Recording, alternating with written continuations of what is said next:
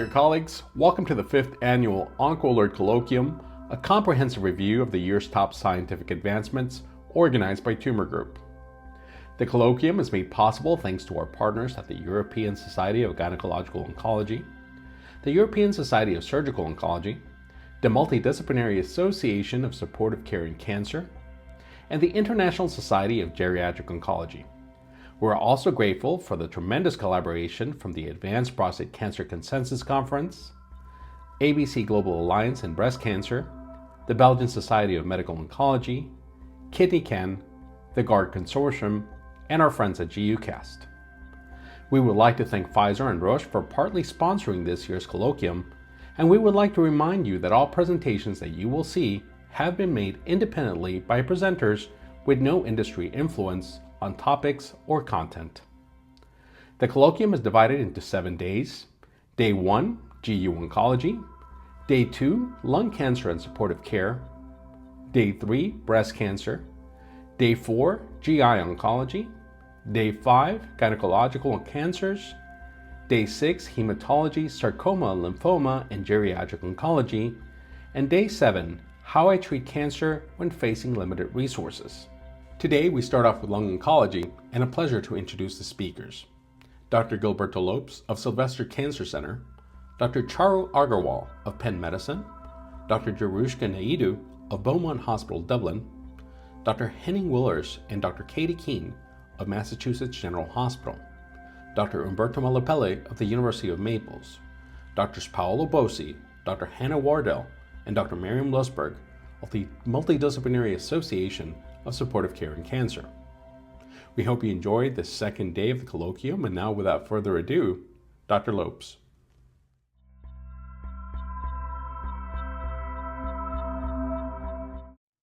Hello everyone, and thank you for joining. My name is Gilberto Lopes, and I'm a medical oncologist at the University of Miami Sylvester Comprehensive Cancer Center.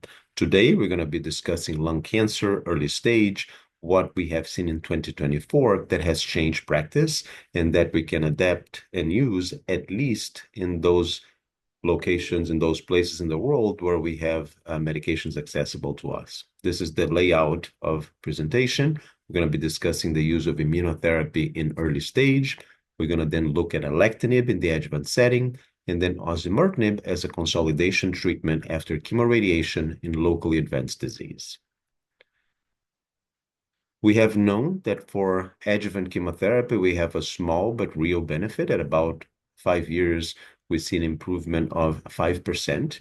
And this is true both in the adjuvant setting as well as when we look at neoadjuvant trials, with that improvement going from 40% 5-year survival to about 45%. So for chemotherapy alone, doesn't really make a big difference if we use that as a neoadjuvant or an adjuvant. And that was the state of the art for many decades until in recent years, we have been considering neoadjuvant therapy with immune checkpoint inhibitors, as we have shown that in the metastatic setting, those absolutely improve survival. In terms of using neoadjuvant treatment, we may have a benefit for early treatment of micrometastatic disease. It may improve resectability, it may downstage patients, improve compliance, improve treatment tolerance, and help us facilitate translational studies where we can understand the disease biology in a better way moving forward. But potentially, we can have the downsides of toxicity preventing surgery and progression, and then patients may not have resectable disease anymore. In terms of the adjuvant or neoadjuvant immunotherapy part, administering immunotherapy before surgery when we have a larger tumor burden may also help us have more endogenous tumor antigens that the immune checkpoint inhibitor might work in a better way. And that's why many clinical trials have been done, and we have been pleasantly surprised to see the rates of pathologic complete response, which is not something we saw in many patients with chemotherapy alone, but it is something that we can certainly see in a number of patients, ranging from 20 to 40%, depending on the study, when we add immunotherapy. And that pretty much happens in patients with every level of PD-L1 expression. We have seen pathologic complete responses in patients with PD-L1 less than 1%, with 1 to 49, and 50% and greater.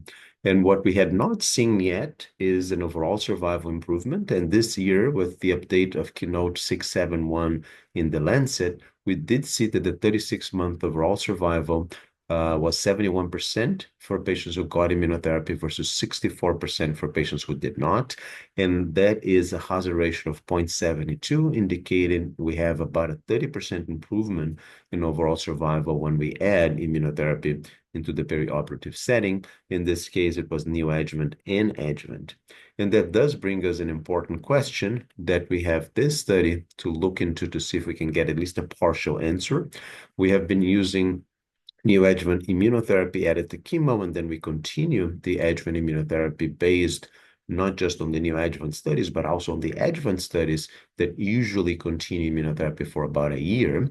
And Dr. Ford and his colleagues made a comparison of data from Checkmate 77T and Checkmate 816. And what they're trying to show us in this study, which is extremely interesting, is what is the benefit of the continuation of the immunotherapy after immunotherapy was given with chemo in the neoadjuvant setting.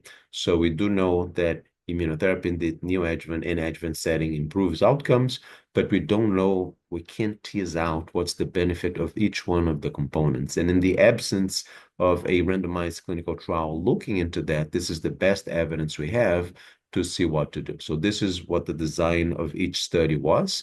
In 816, we had neoadjuvant nivo plus chemo for 3 cycles. And in 77T, we had neoadjuvant nivo plus chemo for 4 cycles or up to 4 cycles, and then patients would get nivolumab for about a year. And patients were included as long as they got at least 1 dose of adjuvant nivo for this specific analysis. And the endpoint was event-free survival, which is what we have more mature at this point. These are the overall results from the study, showing that you do get a benefit of about 40% reduction in event-free survival or improvement in event-free survival when you do continue the adjuvant nivolumab as well. This is the overall data set, but when we look at 2 specific subgroups of patients, number one, those that had PathCR, we really don't see that benefit. We see that in the left, and in the right, we can see that for patients who did not have a PathCR, there is a benefit of continuation of the adjuvant immunotherapy. So this does help us, or at least those of us that already use this as one of the elements to decide if patients should continue on immunotherapy after surgery or not. This seems to be very robust data, and those of us that had a bias to do this pretty much have confirmation on this study. And the other subgroup was those patients that had a PD-L1 greater than 1%. So if you tested 1% or higher, we did not seem to have a benefit of the continuation of the immunotherapy. And we see here that the numbers are relatively small. So of course, these results do have to be taken with a grain of salt. I think most thoracic oncologists have become comfortable with the idea of maybe not continuing immunotherapy for a year for patients with PathCR. I don't think that most of us are comfortable with stopping it based on a PD-L1 of 1% or above, but these are all pieces of information that we can discuss with patients when we're making that shared decision making after surgery based on the results of the pathology. So this is new. We now have overall survival data for the neoadjuvant approach with immunotherapy, and we also have some clarity about which patients benefit from continuation of immunotherapy after surgery or not. That brings us to the second part of our discussion. We have here the FDA approval of alectinib as an adjuvant treatment for patients with ALK-positive non-small cell lung cancer happening in April 2024. And that's based on the ALINA study in which patients were randomized to receive alectinib versus chemotherapy. So this is a little bit different than what we had seen in the adjuvant trial with osimertinib, in which patients got the EGFR inhibitor after chemotherapy. Here, patients were randomized to receive chemo versus alectinib. Patients had to have good performance status, had to be eligible to receive platinum-based chemotherapy, and 257 patients entered the study. The primary endpoint was disease-free survival per investigator tested in a hierarchical manner based on stage 2 to 3A first, and then the whole population. And of course, there were endpoints included that also looked into CNS disease-free survival, overall survival, and safety. And these are the main results for stage 2 and 3A. We see a hazard ratio of 0.24. So we rarely see hazard ratios that are this impressive in lung cancer. Well, in lung cancer now we do see in particular populations that are biomarker driven, but this is still quite significant and clinically relevant as well. We did not reach the median disease-free survival in the alectinib group, and in the chemotherapy group, it was 44.4 months. So this is clearly a positive study, and it was so in all stages that we looked into in the data. So stage 1B had a big difference, stage 2, stage 3, and we can clearly see that these hazard ratios were around 0.21 to 0.25. So this is an active agent in this disease stage.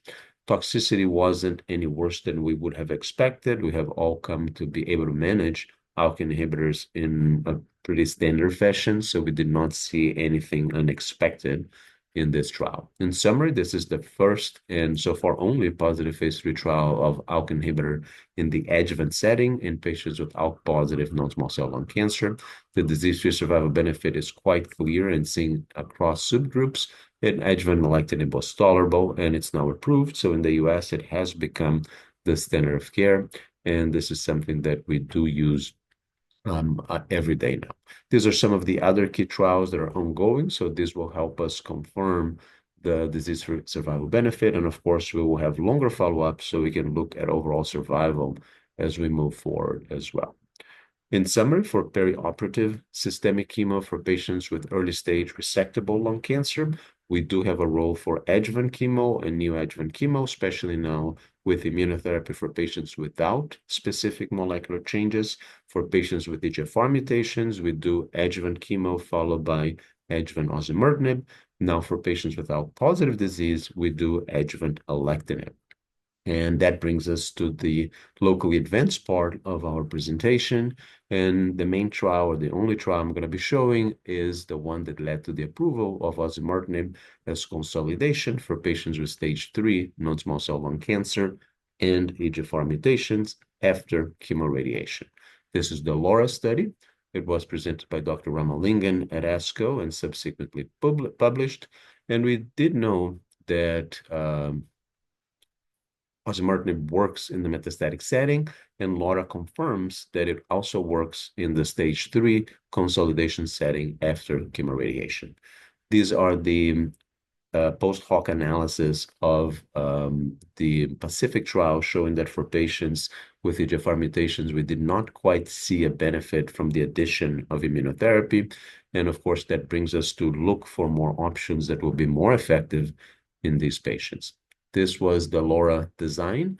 Patients who had EGFR mutant locally advanced stage 3 non-small cell lung cancer that did not have progression during or following definitive chemoradiation were randomized to receive placebo or osimertinib at the usual standard dose. This was a 2-to-1 randomization, and 216 patients were planned. Primary endpoint was progression-free survival by blind independent review using RECIST. And there were secondary endpoints, including overall survival, CNS benefit, and safety as usual. These are the main results. We see a progression-free survival that has a hazard ratio of 0.16, extremely impressive. You can drive a truck in between those curves. And you see that at 1 year, PFS improves from 22% to 74%, and at 2 years from 13% to 65%, which is even more impressive. This was true of all subgroups examined, be it the type of EGFR mutation, if it was a Chinese or non-Chinese cohort, sex, age, etc. And we see here that specifically for brain lesions, we saw a great benefit, but also for lung lesions as the disease progression site. Overall survival is still quite early. This is what the curve looks like at 3 years. Maybe it is starting to separate at 3 years, but the data are not mature enough for us to make any conclusions based on overall survival. Adverse events were as expected. We did not see any new safety issues as we have been using osimertinib for quite some time. So this confirmed a median progression-free survival of 39.1 months with osimertinib versus 5.6 months with placebo, with a very impressive hazard ratio and a clinically significant benefit. Overall survival data is not mature, so I'm not going to conclude much on it, but it has become the new standard of care in the US with the approval by the FDA. So these are the main practice-changing 2024 news for early-stage lung cancer. We have seen a lot of new advances. We see them both in targeted treatments as well as in immunotherapy. We do have a greater insight into what patients benefit from neoadjuvant immunotherapy containing regimens. And in particularly, we saw overall survival benefit that confirms that this should be standard of care. And we saw the addition of alectinib as an adjuvant treatment, as well as osimertinib as a consolidation after chemoradiation in locally advanced disease. We are hoping to see a lot more in 2025. We are on our way to make lung cancer a chronic disease. I didn't discuss how the face of lung cancer has been changing. I did not discuss screening low-dose computed tomography, but these are extremely important things to know and for us to practice as advocates for better health for people living with lung cancer today and to prevent the disease as much as we can beyond just tobacco control. As conclusions, we have seen benefits of immunotherapy and targeted agents, and I am sure we're going to see even more in 2025. Thank you for joining us. And if you have any questions, these are my contact emails and my contact number for WhatsApp and other messages. And thank you very much to OncoAlert and Gil for putting together this wonderful experience. Thank you.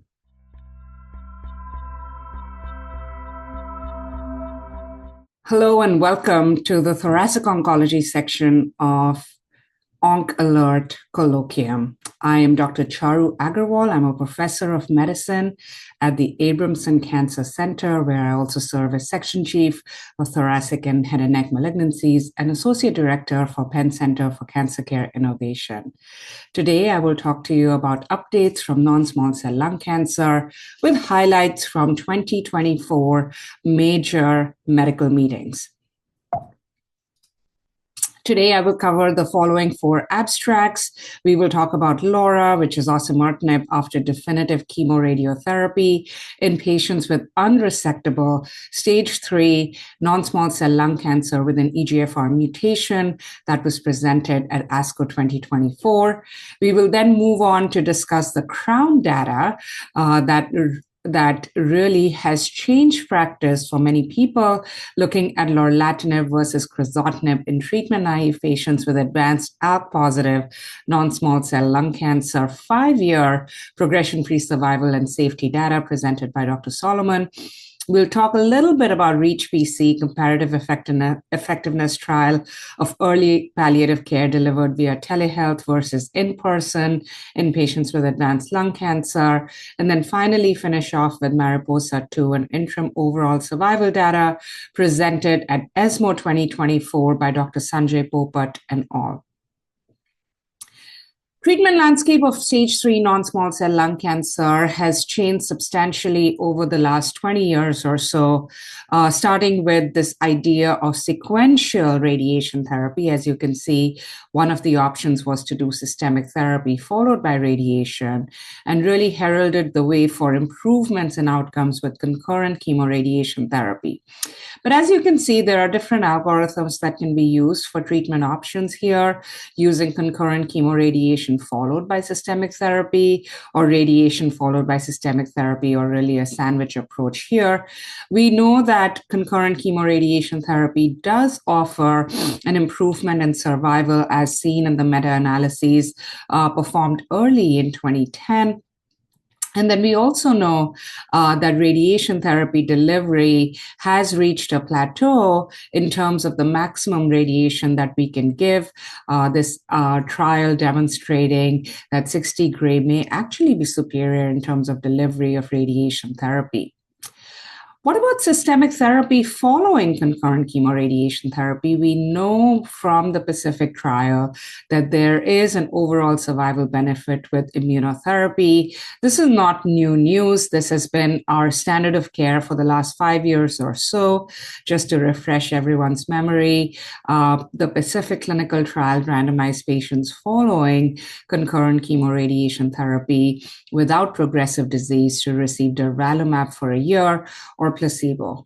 Durvalumab was delivered at that time every 2 weeks for up to 12 months. And you can see more than 600 patients randomized into 2:1 fashion here, with primary endpoints being progression-free survival and overall survival. With prolonged follow-up, what we are seeing is sustained overall survival benefit, as you can see in the bottom left, hazard ratio of 0.72, 5-year overall survival coming in at 43%, close to a 10% improvement compared to no immunotherapy. And you can see progression-free survival improvement as well seen here. We know that this is applicable to almost all patients, but how about those patients who may have an actionable mutation?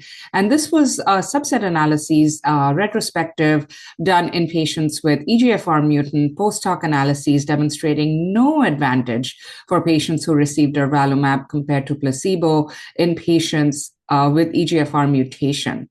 So these patients tend to behave differently. They have a different prognosis. We know that their overall outcomes are different, but how do we really deliver personalized therapy in this setting is important, as at least before the presentation of the LAURA trial, there were no approved targeted therapies for this subgroup. This led to the design of the LAURA trial that was presented at the ASCO annual meeting as a plenary session. This evaluated the use of osimertinib in the post-concurrent chemoradiation setting, very similar to PACIFIC. You can see osimertinib 2:1 randomization in patients with EGFR exon 19 deletion or L858R. Not a very big trial, primary endpoint here being progression-free survival. And you can see the patient disposition here. As you can imagine, more patients on the osimertinib arm were still on therapy. Median follow-up for PFS for all these patients was about 2 years. Here are the baseline characteristics, and you can see that there has been a very equal sort of distribution amongst the osimertinib as well as the placebo arm, including the types of concurrent chemoradiation as well as the types of EGFR mutation, about a 60-40 split here. And you can see progression-free survival significantly improved with osimertinib at close to 40 months compared to placebo, an 8x improvement in PFS with a hazard ratio of 0.16. Pretty much every subgroup benefiting, as you can see on the right in the forest plot. It's consistent benefit across all subgroups, significant p-value, really challenging the dogma of, why should we not give targeted therapy? We should actually, in fact, give everyone targeted therapy and personalized therapy, even in the unresectable state. Here are the data on post-progression. You can see tremendous benefit being obtained by reduction of brain events. And then interim analysis of overall survival really demonstrates that osimertinib is coming in at about 54 months here with, and we'll hear later. Most common AEs, as you can see, are radiation-related. Majority were low-grade. We are all very familiar with management of osimertinib-related AEs, and this tornado plot comes as no surprise to us. We are able to manage diarrhea and rash. I do think that this trial lays open some questions about length of treatment. Remember that on LAURA, all patients receive treatment indefinitely. There are also concerns for cost, quality of life, but I think in speaking to patients, they would much rather be progression-free than to not take this drug, and I think we need further data to define duration of treatment. So in summary, osimertinib demonstrated a statistically and clinically meaningful improvement in PFS. You can see median PFS was 39.1 months with osimertinib versus 5.6 months with placebo. And interim overall survival data showed a positive trend in favor of osimertinib, despite a high proportion of patients crossing over to osimertinib in the placebo arm. And really, osimertinib has become the new standard of care with unresectable stage 3 lung cancer who have not progressed after definitive concurrent chemoradiation therapy. Moving on, we will talk about CROWN, which is lorlatinib versus crizotinib in treatment-naive patients with advanced ALK-positive non-small cell lung cancer. Targeted therapy has been a game changer in patients with advanced non-small cell lung cancer. Depicted in this graph or this picture is improvements in overall survival seen with the introduction of targeted therapy. You can see about 20 years ago, with the use of platinum doublet chemotherapy, our median overall survival used to be 8 months. And now, as we are moving into the targeted therapy era, you can see with EGFR-directed therapy, we can come up to a median overall survival of greater than 3 years and a 5-year overall survival of greater than 62% with second-generation ALK TKIs such as alectinib.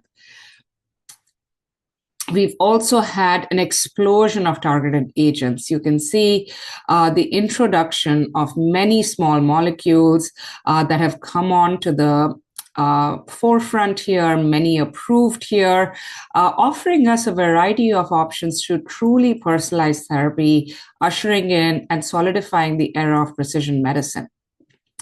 What about CROWN? So CROWN is a trial that was started a few years ago in patients with stage 4 ALK-positive non-small cell lung cancer. These patients could not have had any prior systemic treatment or metastatic disease. ECOG performance status 0 to 2 were allowed on this trial. Asymptomatic treated or untreated CNS metastases were permitted, and more than one extracranial measurable target lesion was required. These patients were randomized, about 300 of them, to lorlatinib 100 milligrams once daily or crizotinib. Presence or absence of brain metastases was a stratification factor, and primary endpoint was PFS with secondary endpoint of overall survival. Well, why did I pick this trial for highlights of 2024? I think this is really incredible. This is 5-year follow-up on this trial, and as you can see, the median PFS for patients on lorlatinib has still not been reached. You can see the number of events with lorlatinib, only 55 compared to 115. PFS median, again, not reached. You can see the 50% line there. And we are seeing at 5 years about 60% PFS compared to 8% PFS with crizotinib. Hazard ratio here, 0.19. We can all agree that perhaps crizotinib is not the correct comparator. The correct comparator should either be alectinib or brigatinib, since that's our usual first-line standard of care. However, nobody can deny the amount of significant benefit that we're seeing with the use of lorlatinib, as well as in the intracranial penetration, leading many of us to change our mindset and think about lorlatinib as first-line therapy. Here is just a snapshot of how it started and how it's going. You can see 5-year overall survival rates on the Profile 1014 trial of first-line crizotinib versus chemotherapy. On the left, you can see median overall survival not reached even there versus chemotherapy of 47.5. And you can see now we have 5-year PFS rates. We don't have overall survival data, but even PFS looks better than overall survival, at least in a cross-trial comparison. And we await data from overall survival. So moving on, I think this is less talked about in non-small cell lung cancer, and I wanted to highlight with just 2 or 3 slides the role that palliative care can play and the use of modern technologies such as telehealth to integrate palliative care into the management of patients with lung cancer. We know that early palliative care for patients with non-small cell lung cancer can actually lead to improvement in survival. This was a New England Journal of Medicine article in 2010. Who knew that just by the act of talking to your patients, supporting them, delivering early palliative care can actually improve survival? However, we know also that the shocking data, the duration of palliative care before death is really, really low. Many patients don't get early palliative care. In fact, most patients are offered palliative care within 2 to 3 weeks of their final demise. The REACH-PC trial was also a plenary presentation at ASCO that took patients with advanced non-small cell lung cancer and randomized those to telehealth early palliative care, including monthly video visits or in-person early palliative care with monthly in-person visits. The length of recruitment was 5 years.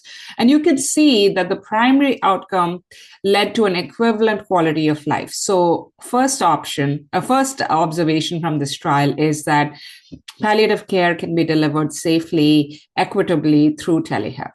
The satisfaction with care was similar amongst both telehealth and in-person care. However, the caregiver attendance seemed to be lower on telehealth visits, presumably related to lack of transportation needs, etc. And exploratory outcomes were similar, such as anxiety and depression.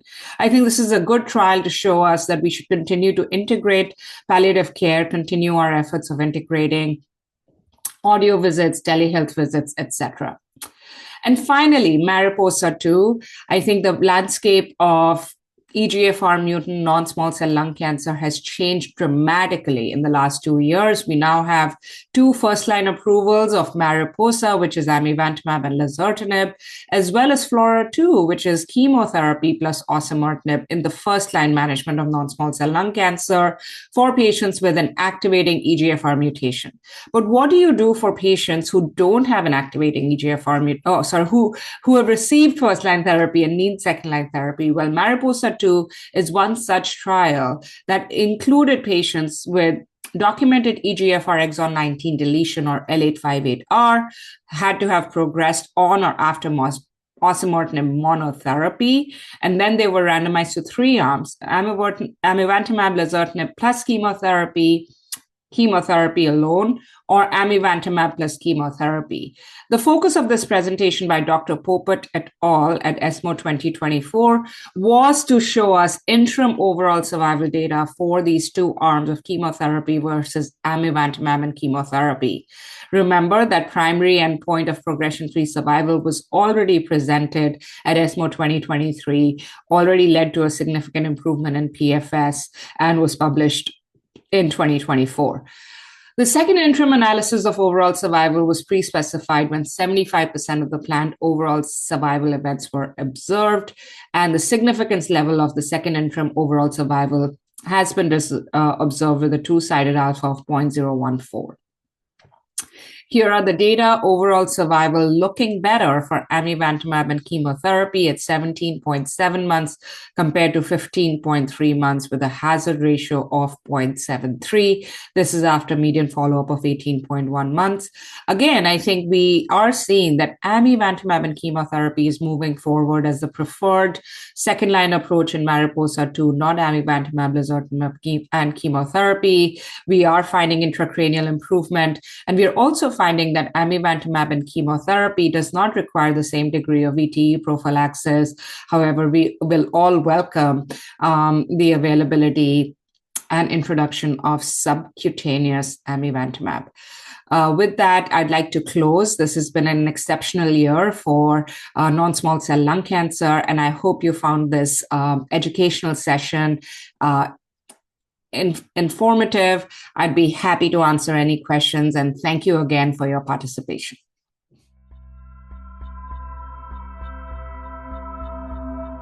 Good afternoon, OncoAlert Colloquium, and thank you for the opportunity to present on small cell lung cancer and mesothelioma, an update from the last year. My name is Jorushka Naidu, and I'm a thoracic medical oncologist at the Beaumont RCSI Cancer Centre in Dublin, Ireland. Moving forward, these are my declarations. As we know, small cell lung cancer accounts for about 13% of patients with a new lung cancer diagnosis, and it can be classified in 2 ways, either using the AJCC TNM staging or the Modified Veterans Association classification, where patients are separated into those with limited stage disease, which is defined as that which is confined to one radiation portal, and extensive stage disease, which is beyond a radiation portal and constitutes about 70% of all diagnoses of small cell lung cancer. Unfortunately, we know that this subtype of lung cancer has historically a poor prognosis, but thankfully there have been a number of advances in recent years that have really changed the landscape of small cell lung cancer. So this is some of the evolution, some of the timeline we've seen. So for many years, all we really did was supportive care, some basic combination chemotherapies, and in the 90s, platinum-based chemotherapy really came into their own for small cell lung cancer. More recently, in the last 10 to 15 years, we've seen immunotherapy with immune checkpoint inhibitors truly change the face of small cell lung cancer, starting firstly in second-line therapy and now in first-line and even limited stage small cell lung cancer. So these are the data. We know that for the last several years, Immunotherapy has been added to first-line platinum doublet chemotherapy in extensive stage small cell lung cancer as a new standard of care. And this is based on 2 phase 3 combination immunotherapy and chemotherapy trials, Empower 133, utilizing the anti-PD-L1 antibody atezolizumab, and Caspian, utilizing durvalumab. Both of these studies demonstrated a benefit in median progression-free survival, and we saw also an impressive hazard ratio for overall survival of 0.7 and 0.73. So let's talk through some of these data. Empower 133, we see the 2-year overall survival data here, median overall survival of 12.3 versus 10.3 months with a hazard ratio of 0.76, and this was a statistically significant finding. This was a phase 3 randomized study of approximately 400 patients, and we see here that atezolizumab is added concurrently with carboplatin etoposide for 4 cycles, and that atezolizumab is then continued in the maintenance setting until progression or unacceptable toxicity. A very similar study, the Caspian study, evaluated the combination of durvalumab with platinum-based chemotherapy, and very similarly demonstrated both an improvement in overall survival as well as progression-free survival, again with approximately a 2-month benefit in median overall survival, constituting a hazard ratio of 0.71, and this was also a statistically significant finding. In this same study, the combination of durvalumab and tremelimumab was also evaluated together with chemotherapy, but shown not to be superior in terms of median overall survival. There are other agents which have demonstrated benefit in extensive stage small cell lung cancer. The first is a novel chemotherapy called lurbinectedin. This agent was first studied in approximately 100 patients as monotherapy and demonstrated activity in both platinum-sensitive and platinum-resistant small cell lung cancer with response rates of 45 to 22%. And this resulted in accelerated approval for this agent first in 2020 by the FDA. This was then subsequently combined with chemotherapy and compared with other standard chemotherapies. This unfortunately yielded disappointing findings with no benefit in median progression-free survival and no overall survival benefit. However, the phase 3 Lagoon study has now established lurbinectedin as an accepted standard of care in several jurisdictions around the world. So this complementary phase 3 study evaluated lurbinectedin monotherapy compared with investigators' choice chemotherapy and demonstrated a small but real benefit in overall survival as well as progression-free survival. There are other second-line agents that have also established new standards of care in small cell lung cancer. A very novel agent, tarlatamab, is a bispecific T-cell engager molecule that targets the DLL3 ligand, which is known to be specifically upregulated in patients with small cell lung cancer. This phase 1/2 study, which was presented by Luis Paz-Arez at ESMO and then subsequently published in the New England Journal of Medicine, evaluated tarlatamab in a dose escalation and expansion study. The 10 milligram dose was then evaluated and demonstrated an objective response rate of 40% with a short time to response of 1.4 months. Impressively, those who respond to tarlatamab, notably 59% of responders, had extended response for 6 months or more in a heavily pretreated population.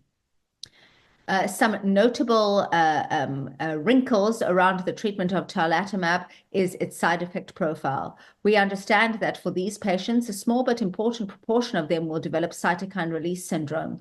This complicated toxicity does require close monitoring of patients, and depending on where a patient may be treated or the care delivery system in a particular country, this may require close monitoring through either in an outpatient setting or even sometimes in an inpatient setting, and this is currently being evaluated now in first-line studies.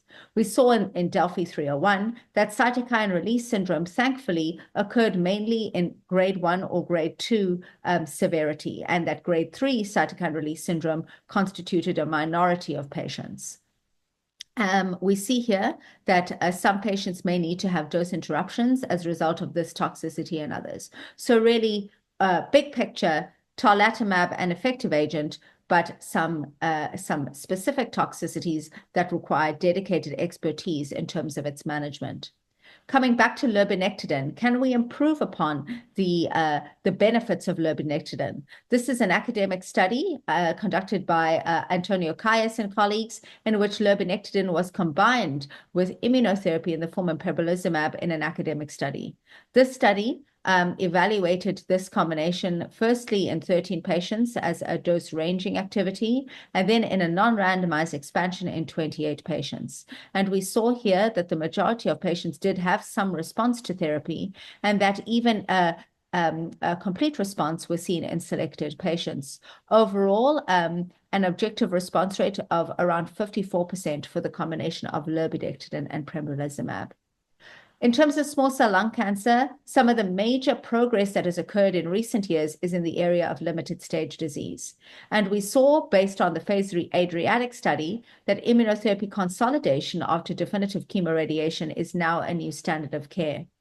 However, a cautionary tale with regard to when immunotherapy is combined with chemoradiation and then followed by consolidation. In a phase 2-3 study conducted by the NRG, called ALU-005, this did not demonstrate a benefit in either progression-free or overall survival, emphasizing yet again a similar message both in non-small cell and small cell lung cancer, that the timing of immunotherapy matters. Let's come back to the ADRIATIC study. So this was a phase 3 trial that was presented by Suresh Ramalingam as the ASCO plenary at last June, and then subsequently published in the New England Journal of Medicine. This phase 3 trial evaluated patients with limited stage small cell lung cancer, stage 1 to 3, and patients must not have progressed after combined chemoradiation. So very similar to the stage 3 Pacific population, but for small cell lung cancer. PCI was permitted in these patients. 730 patients were randomized to receiving either durvalumab or placebo, and in this trial, durvalumab and tremelimumab were also evaluated, but for the purposes of this study, and this presentation, the combination of durvalumab and placebo was compared. This study had dual primary endpoints of overall and progression-free survival. We see here that this truly represented the population of small cell lung cancer with a median age of around 62, and that the majority of patients had a smoking history. Impressively, we see here that this treatment resulted in both an overall survival and a progression-free survival benefit, with a median overall survival of 55.9 months for the durvalumab arm compared to just 33.4 months for placebo. We see here that the addition of durvalumab also appeared to be a very tolerable treatment, with a grade 3 or greater adverse events occurring in 24.4% of patients, as opposed to 24.2% with placebo. And very typical toxicities that we expect to see, fatigue, diarrhea, pneumonia, and of course pneumonitis, which occurred in 10.7% of patients with the immunotherapy combination, as opposed to 6% with placebo. Coming back to the cautionary tale of ALU-005. So this phase 2-3 randomized study conducted by the NRG was a very similar design, except that immunotherapy was added concurrently with chemoradiation with atezolizumab and continued for 1 year afterwards. And we saw at the ASTRO plenary at the end of last year that there was no overall survival benefit from this combination, and we await the full results from this. So in summary, we know that first-line chemoimmunotherapy is a standard of care based on IMpower 133 and Caspian for extensive-stage small cell lung cancer. ADRIATIC has ushered in a new era in that we now give immunotherapy consolidation after definitive chemoradiation for limited-stage disease. We are seeing some very interesting agents coming through in the second-line setting, such as lurbinectedin and tarlatamab, and it will be interesting to see if these move forward in transforming the standard of care for small cell lung cancer. Moving on to malignant mesothelioma. As we know, this is a disease of the pleura with male predominance. Overall, there is a reducing global incidence. As we appreciate, this is mainly associated with asbestos exposure. However, there is still a high prevalence of this disease in the UK, the Netherlands, Australia, and other parts of the world. We see that most patients with mesothelioma must be diagnosed in a standard fashion with core biopsy, assessment for a histologic subtype, and stage with a CT thorax PET-CT plus minus EBUS and mediastinal staging. We have seen some major progress in this field, both in localized disease and in the metastatic setting. Unfortunately, these cases do take up a significant amount of discussion due to the controversy around some recently reported phase 3 trials. So let's talk through them. One of the major areas of controversy is the role of surgery in mesothelioma. We know that broadly there are 2 types of surgery that have been evaluated: pleurectomy and decortication, or extrapleural pneumonectomy. And more recently, we have seen the presentation and publication of both MARS and MARS-2. So the MARS study was a phase 3 study conducted more than a decade ago, comparing extrapleural pneumonectomy and radiation with no extrapleural pneumonectomy conducted by our colleagues in the UK. And we saw here that based on this study, extrapleural pneumonectomy was not associated with a survival benefit, and there was a move away from this type of surgery. More recently, MARS-2, conducted by Eric Lim and colleagues and presented at the plenary session of the World Lung Cancer Conference, evaluated a similar question with regard to pleurectomy and decortication. In MARS-2, patients received 2 cycles of platinum pemetrexed, were restaged, and then randomized to pleurectomy and decortication compared with systemic therapy alone. And overall, we saw that these patients did not have a benefit in terms of overall survival. Controversially, the surgery arm was associated with an increased risk of 90-day mortality, suggesting that surgery may actually lead to harms for patients. In advanced disease, we have also seen some progress with respect to choices of systemic therapy in recent years. The CheckMate 743 study is a first-line study comparing the combination of ipilimumab and nivolumab compared to chemotherapy alone in patients with newly diagnosed advanced malignant pleural mesothelioma. In this study, patients were randomized 1-to-1 to receiving epi at a dose of 1 mg per kg and nivo at a dose of 3 mg per kg every 2 weeks for up to 2 years. And patients in this study were stratified according to histology and gender. The primary outcome of the study was overall survival. We see here that the study was associated with a benefit in overall survival and published in the Lancet Oncology in the last 5 years. We saw that all patients demonstrated a benefit from this approach, with a 23% survival at 3 years compared to 15%, and a median overall survival of 18.1 as opposed to 14.1 months. This resulted in an FDA and subsequent EMA approval and was the first approval of a new systemic combination therapy for mesothelioma since 2004. More recently, we have also seen a phase 3 study undertaken by our Canadian academic colleagues in which the combination of chemotherapy and pembrolizumab was evaluated in the IND 227 trial. In this trial, patients were randomized to chemotherapy combination compared with chemotherapy plus pembrolizumab. Overall, we saw that there was a 3-year overall survival benefit, with patients, 25% of patients alive at 3 years when treated with a combination together with immunotherapy, as opposed to 17%. We saw, based on an exploratory analysis, that patients appeared to benefit from both subtypes, but that this benefit was more pronounced in patients with the epithelioid subtype and with non-epithelioid subtype as opposed to epithelioid subtype. We also saw stratification based on PD-L1 status. It was emphasized in the presentation of these data that these were exploratory analyses. Moving forward in the field of mesothelioma, we see that the combination of chemo and immunotherapy may be something that could be approached in the neoadjuvant setting for resectable malignant pleural mesothelioma. This investigator-initiated trial was first presented by Anne So and colleagues at the World Lung Cancer Conference several years ago. Obviously, it is a controversial study now in the context of MARS-2. Nevertheless, in patients with resectable mesothelioma, the combination of cisplatin, pemetrexed, and atezolizumab has been evaluated in the neoadjuvant setting. And for those with no progression of disease, patients could then receive surgery followed by atezolizumab maintenance. At the time, 24 patients had been enrolled, 21 completed 2 cycles of neoadjuvant therapy, and 18 had proceeded to surgery.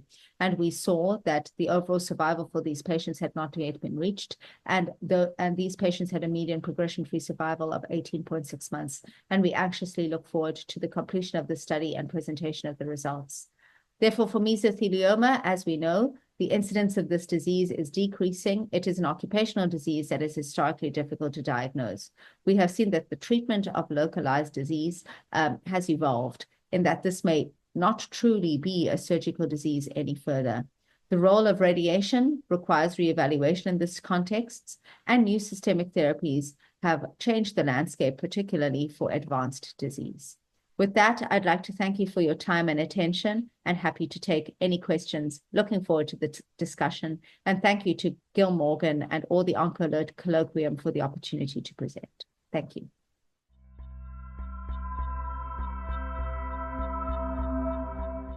Good day. Welcome to the Radiation Oncology Updates on Lung Cancer, part of the OncoAlert Colloquium 2024, the year in review. I'm Henning Willers at Mass General Hospital, a radiation oncologist and clinician scientist with specialization in lung cancer.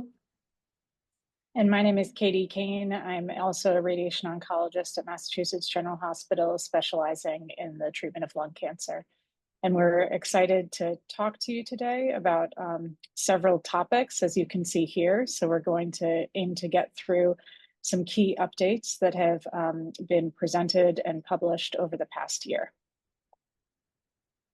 We'll start by discussing updates in the role of immunotherapy in the treatment of early stage and locally advanced non-small cell lung cancer. We're all aware that the PACIFIC trial established durvalumab as the standard of care after chemoradiotherapy in patients with locally advanced disease. However, while outcomes improved significantly, obviously, within this trial, there's certainly been interest in further improving outcomes. And to that end, a lot of the focus has been on shifting immunotherapy earlier in patients' course of treatment. This past year, we had the PACIFIC-2 trial presented. And this was a randomized phase 3 trial where patients were randomized to chemoradiotherapy with concurrent and consolidative durvalumab versus chemoradiotherapy with placebo. Patients were stratified by age and stage, with the primary endpoint being progression-free survival. Patients did have advanced disease on this study, as you can see here, based on the nodal burden. And I will note that more patients in the durvalumab arm had T4 tumors and squamous histology.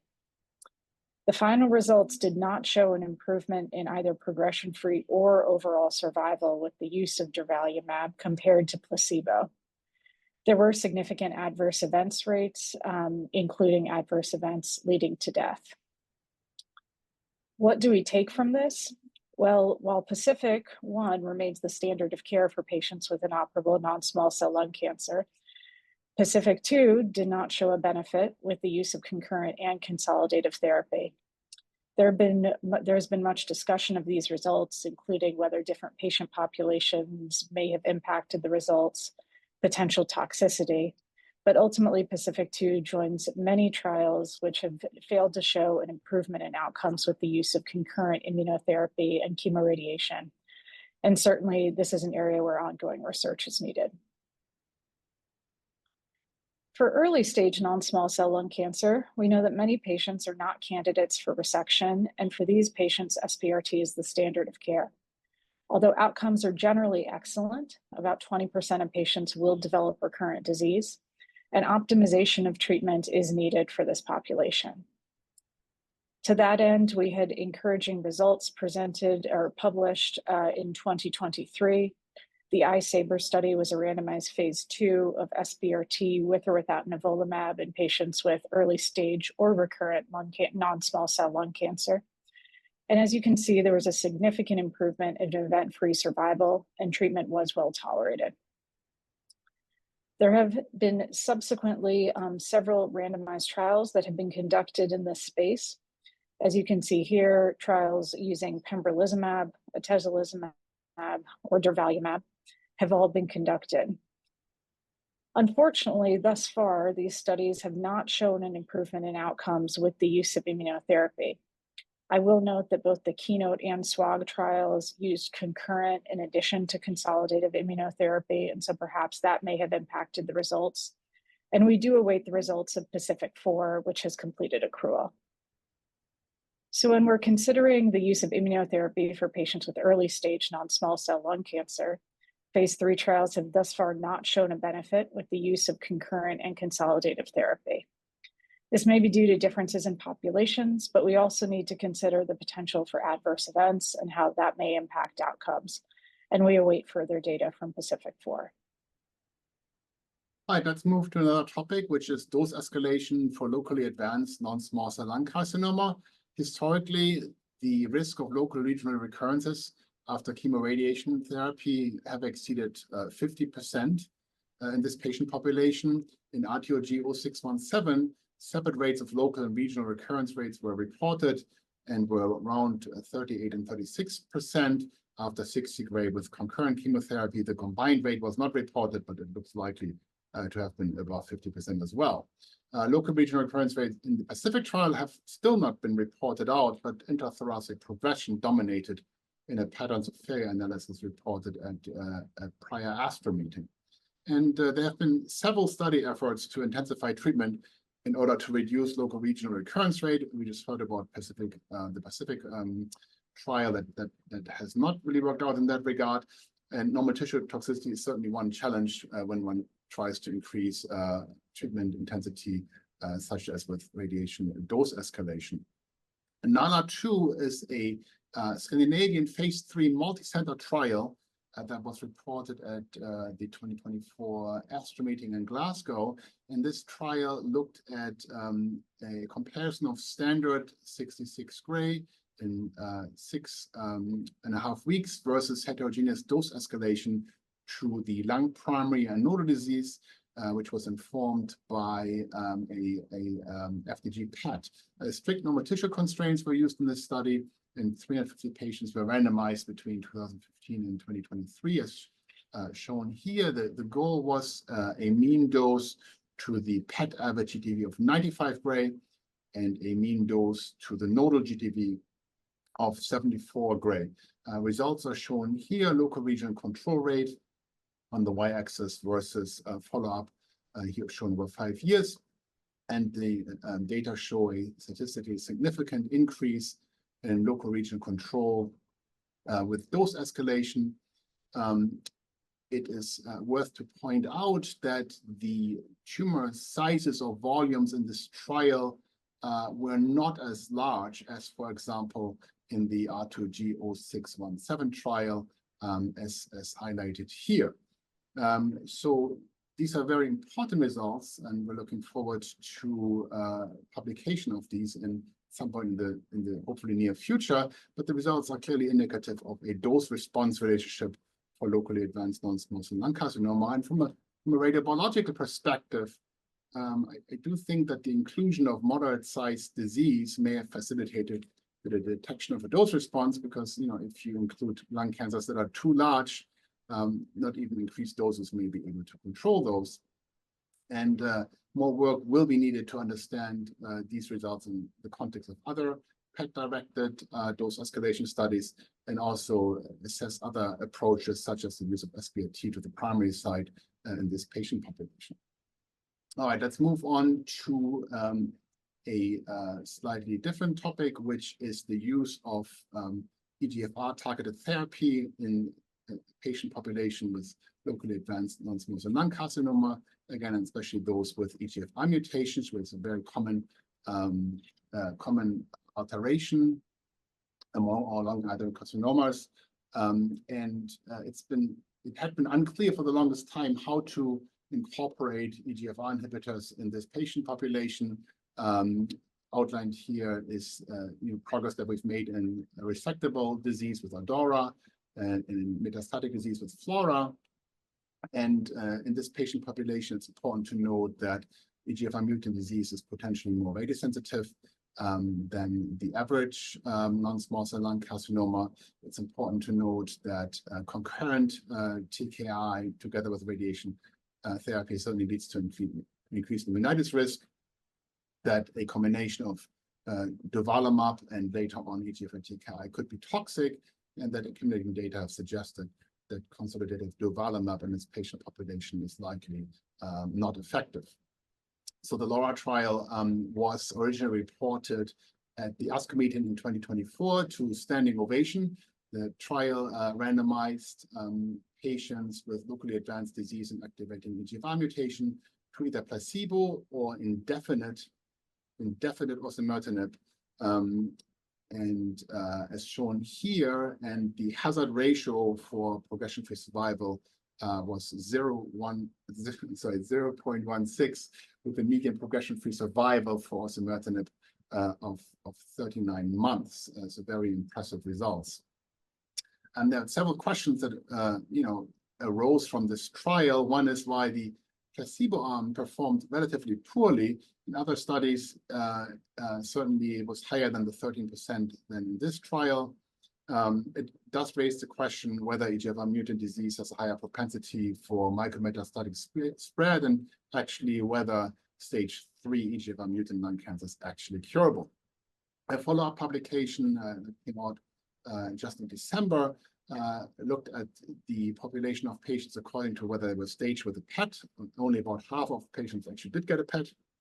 But even, as shown here, even those who did get a PET for staging purposes, virtually, not virtually, literally all patients in the placebo arm recurred. So independent of whether a patient were PET staged, osimertinib did provide a survival benefit. And so these results are consistent together with the design of the trial of indefinite TKI, that there is likely a high burden of micrometastatic disease in this patient population. Results of a phase 2 trial that we conducted here in Boston supported this notion and also highlight the risk of CNS recurrences in this patient population. Chemoradiation does remain the standard of care backbone of treatment, given the excellent median PFS of 39 months. And it's fair to say that biomarker-informed approaches to individualized treatment in these patients with either intensification or de-intensification for treatment may be needed. And the role of brain MRI surveillance remains unanswered, but the important point here is that integration of TKI with chemoradiation really paves the way for routine tumor genotyping, which is now required in all patients, and ultimately biologically informed treatments in this patient population. Thank you. We'll now discuss the role of consolidative SBRT for patients with advanced disease. The role of SBRT in treatment of patients with metastatic disease has certainly expanded as studies have explored use in the oligometastatic, oligoprogressive, and consolidative setting. But the role of SBRT in treatment of patients with oncogene-driven lung cancer, specifically as consolidation study, has remained an unanswered question. And we know that the majority of patients with EGFR mutant non-small cell lung cancer will progress at originally involved sites of disease. And so consolidation therapy is an appealing option to consider. For patients who are on TKI therapy, some patients at time of progression will have isolated sites of progression. And those sites may be amenable to treatments such as SBRT. However, other patients will progress at multiple sites. And for those patients, local therapy is not feasible.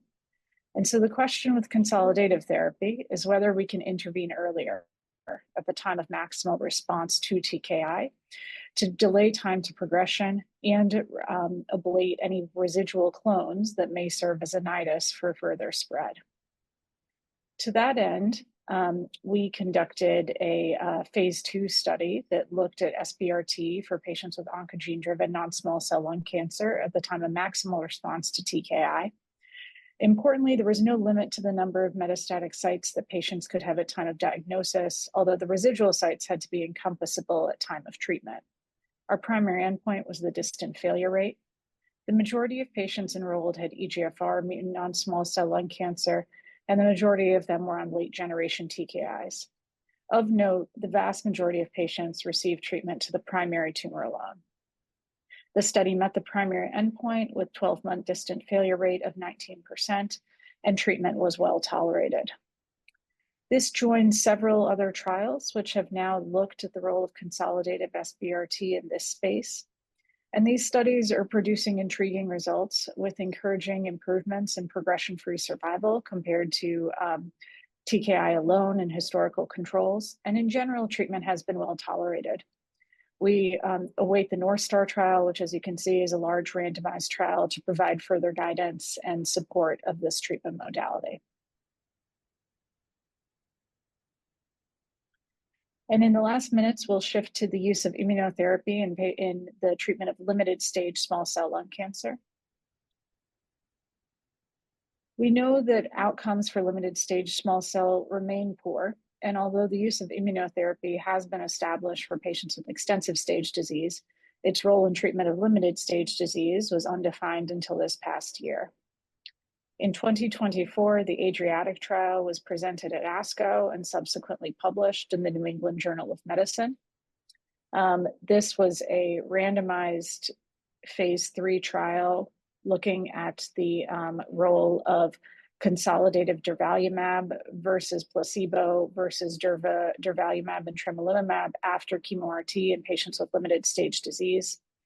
The results presented were the durvalumab versus placebo arms. The primary endpoints were progression-free and overall survival.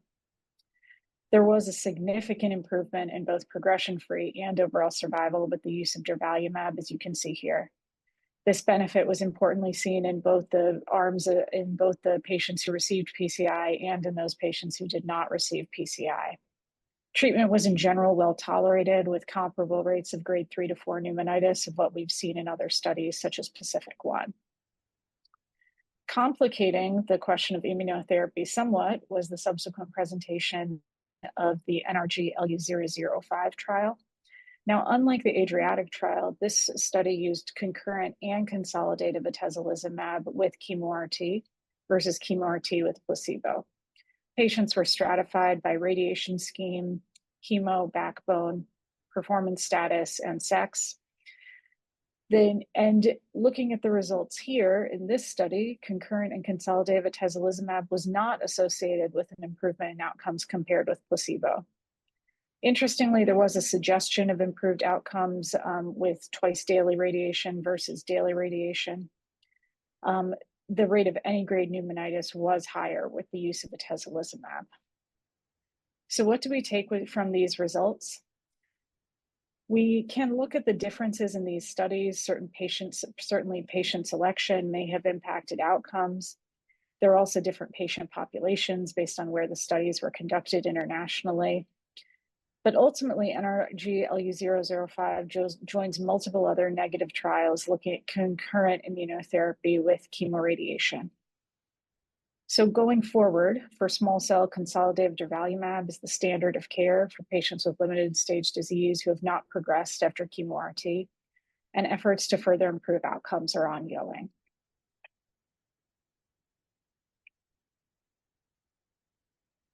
To summarize, what have we discussed today?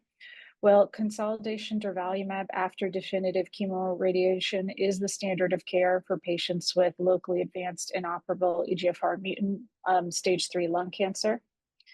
This highlights the importance of tumor genotyping for all our patients, particularly those with advanced lung cancer. Consolidation durvalumab after definitive chemoradiation is now also the standard of care for patients with limited stage small cell lung cancer. And the use of consolidative SBRT is an area where there is increasing evidence supporting its use. Patient selection is critical, and it's very important to consider which target should optimally be treated and how to minimize toxicity to ensure optimal outcomes for our patients. All right, thank you, Dr. Kane. I think we all agree it was an exciting year with lots of really practice impacting trial and data, and we're sure there's more to come in 2025. And so thank you for joining us today. We do thank OncoAlert for giving us the opportunity and OncoAlert's partners, and we hope you have a great year.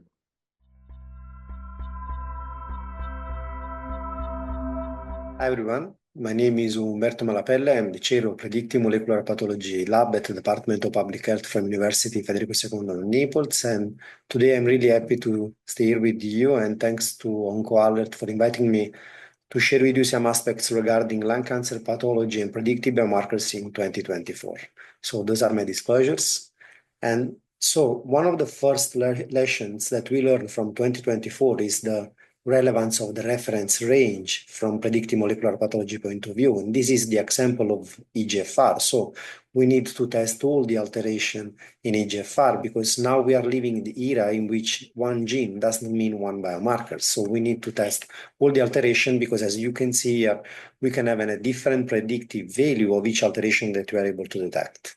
And to make a specific example, in the case of exon 20 of EGFR, as you can see in this slide, we have more than 92 insertion in exon 20 of EGFR.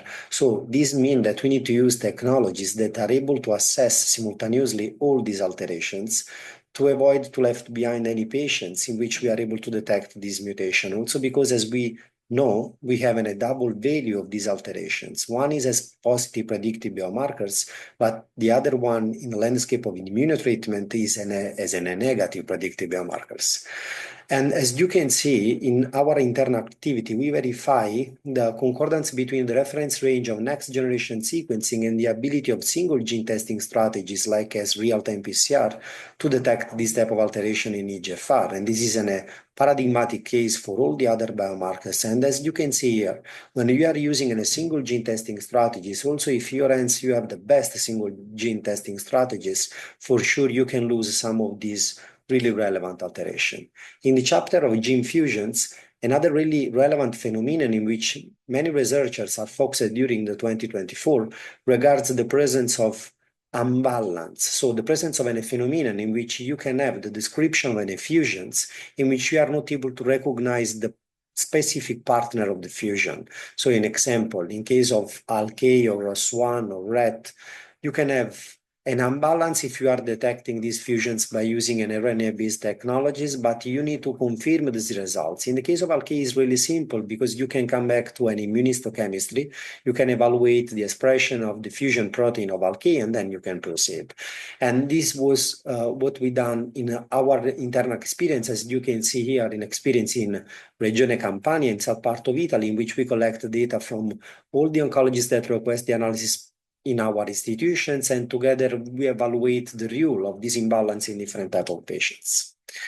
Another important thing is the evolution that we are having during this year, because as you can see in the center part of this slide, now we have the needs to test PD-L1 by using immunohistochemistry and all the other biomarkers for non-small cell lung cancer, like as EGFR, BRAF, KRAS, ALK, ROS1, RET, and 3K, and MET exon 14 skipping alteration by using molecular biology-based strategies. But if you see the next futures, we need to use an improvement approach by using also immunohistochemistry in different way.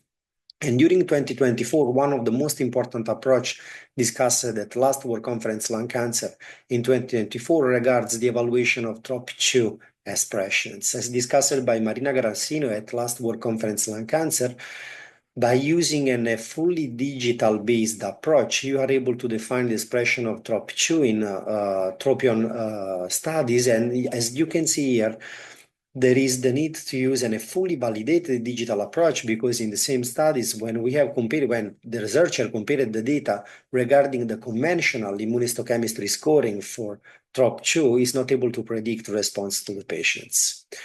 The third chapter of this really interesting story regards that in the view of growing biomarkers, we can have some problem because we have really limited source of tissue. And as you can see on the right part of this slide, around Europe, more or less in 40% of cases, we are not able to come back to the end of the oncologist with all the minimum requirements regarding the biomarker testing in non-small cell lung cancer, in particular in the advanced stage.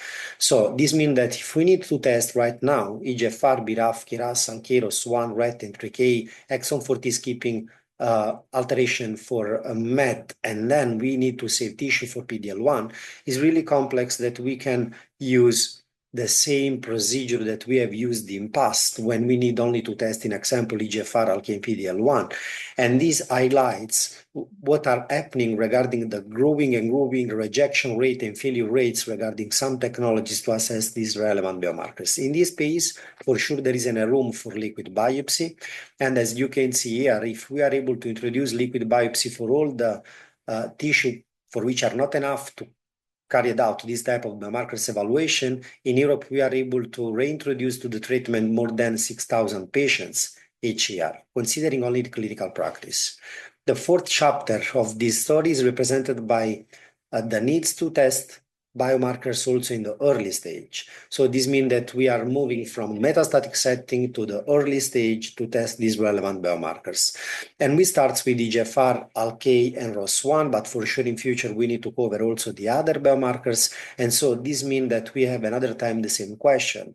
Right now we need to test only EGFR, ALK, and PD-L1 in clinical practice, and we can also think to use, in example, simple strategies like as real-time PCR for EGFR, immunohistochemistry for ALK, K, and then immunohistochemistry for PD-L1. But another time, we need to see also what's happening in the next futures with the presence of the other biomarkers that we need to test. So this means another time, if you are working in a lab that are doing this type of biomarkers evaluation, also in metastatic setting, are really more simple to use a next generation sequencing also in this setting. In the early stage, there is another hot topic regards, there is the possibility to use liquid biopsy also in the stage 3 patients with non-small cell lung cancer to evaluate the presence, in example, of an EGFR mutation. And this is the question in the background of these posters that we present at last World Conference Lung Cancer, in which you can see that on the overall, we can have an 89% of the overall concordance between liquid biopsy and tissue,